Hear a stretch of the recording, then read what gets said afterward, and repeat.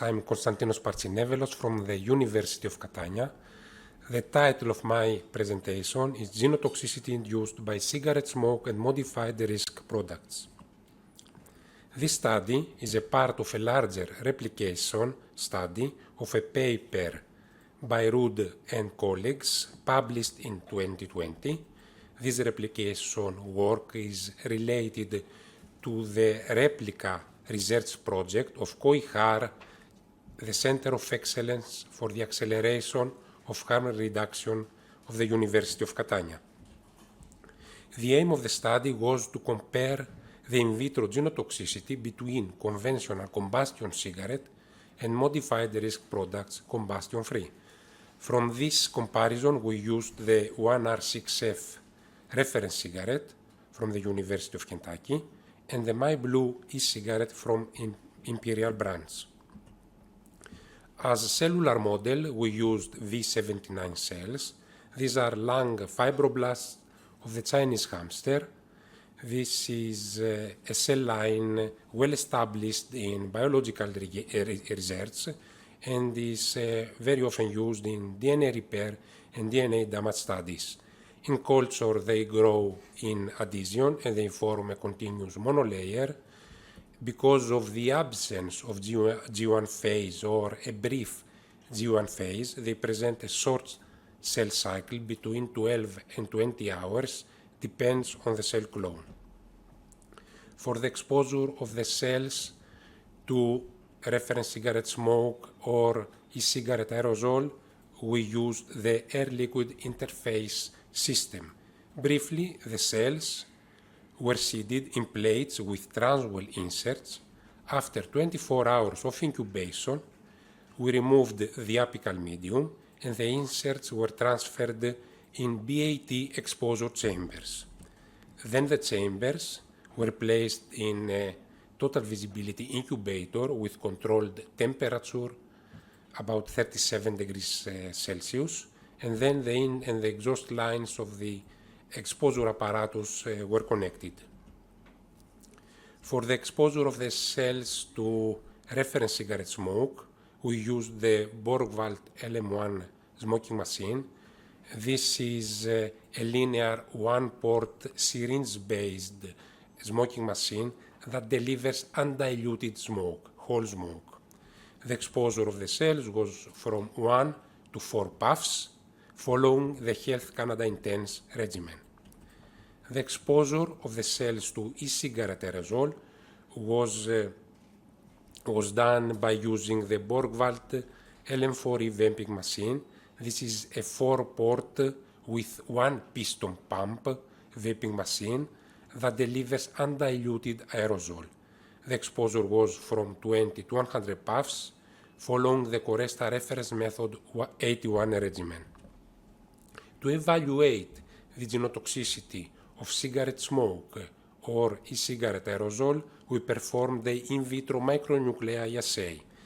This assay allows the detection of both clastogenic and angiogenic agents that alter the structure or the number of the chromosomes in a cell. The in vitro micronuclei assay with V79 cells is included in the battery of tests recommended by the Coresta in vitro toxicology task force for the in vitro evaluation of toxicity of tobacco smoke and by the OECD guideline 487 and the COM for the in vitro evaluation of toxicity of chemical compounds. Furthermore, in accordance with the OECD guideline 487, we performed the assay with and without the presence of a metabolic activation system. We used S9 fraction, S9 mix at 10% for metabolic activation.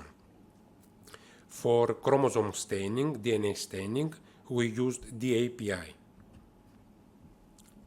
In order to understand better the effects of cigarette smoke to the cells, we also performed the cytotoxicity evaluation through a neutral red uptake assay. The reference cigarette smoke resulted highly cytotoxic with EC50 value of 3.149 puffs. Furthermore, to understand better, to have a clear view on the effects of S9 mix on the cells, we also performed the cytotoxicity evaluation with a dose response curve between 1 and 5% through neutral red uptake assay. S9 mix showed cytotoxicity in a dose-dependent manner. With metabolic activation, both cigarette smoke and e-cigarette aerosol showed high cytotoxicity. Especially cigarette smoke, for the exposure with cigarette smoke, the cytotoxicity was too high that it wasn't possible to perform micronuclei quantification and complete the assay. The cytotoxic effects of cigarette smoke and S9 mix added up, resulting in the inability to complete the assay with micronuclei counting. For the exposure of the cells to e-cigarette aerosol, despite S9 mix cytotoxicity, it was possible to accomplish micronuclei quantification.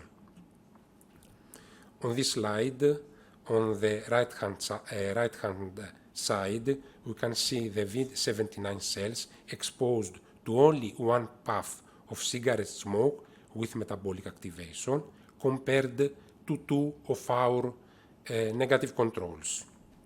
On the left-hand side, the control incubator, when cells without metabolic activation are placed in the incubator during exposure, and in the center, when cells with metabolic activation are exposed to filtered air, filtered with a Cambridge filter pad.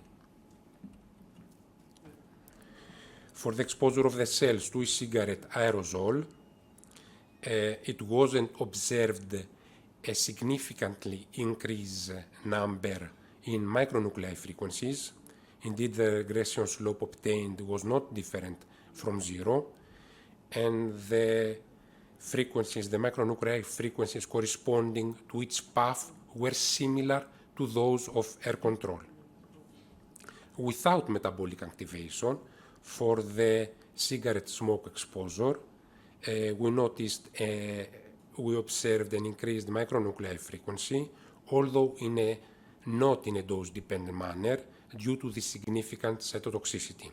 For the e-cigarette aerosol exposure, it wasn't observed a significant increase in micronuclei frequency.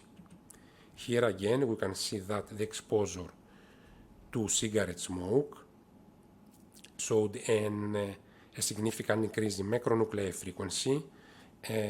Conversely, the exposure to a cigarette aerosol didn't induce genotoxicity. Here we can see the cells without metabolic activation after exposure to 60 or 100 puffs of e-cigarette aerosol.